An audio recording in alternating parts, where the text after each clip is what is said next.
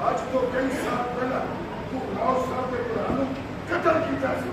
मैं तो कभी बेहतरी मारी है उन्होंने कसूर सिर्फ लेना सी जो दिल का प्यार करते सन और ये होएगा कि आज राव साहब जिया के तेरी इज्जत को इतार करके जब अपने बुलाते सिंह का बदला एक फिर लेंगे happy happy birthday to you Rao sahab आओ